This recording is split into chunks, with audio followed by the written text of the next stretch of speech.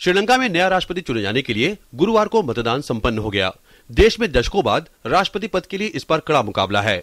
Party में फूट और अपने शासन को लेकर आलोचना के बीच निवर्तमान राष्ट्रपति महिंद्रा राजपक्षे रिकॉर्ड तीसरी बार जीतने की उम्मीद लगाए हुए हैं।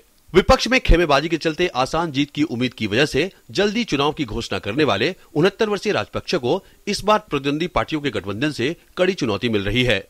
इस विपक्षी गठबंधन की अगुवाई कर रहे हैं मैत्रीपाला सिरिसेना, जो कभी राजपक्षे के सहयोगी थे। भारत में दशकों से निष्पक्ष और स्वतंत्र मतदान को संपन्न कराने में भारत के चुनाव आयोग का पूरे विश्व में सम्मान है। विभिन्न देशों में चुनाव आयोग ने वहां मतदान संपन्न कराने में अपनी बहुमूल्य सेवाएं संबंधित देश को दी है। इस बार भी भारत के पूर्व मुख्य चुनाव आयुक्त SY Qureshi Asia election monitor head के रूप में वहां निष्पक्ष चुनाव संपन्न कराने में स्थानीय प्रशासन का सहयोग किया। युद्ध विराम के बाद श्रीलंका के उत्तरी क्षेत्र की तमिल बहुल इलाके में भी स्वतंत्र और निष्पक्ष मतदान कराने के लिए भी व्यापक इंतजाम किए गए थे। भारत और चीन भी इन चुनावों पर नजर रखे हुए है।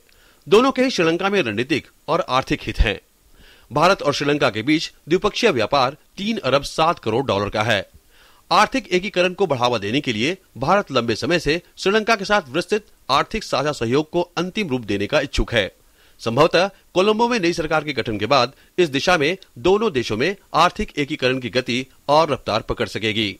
Kumar Alok, DD news.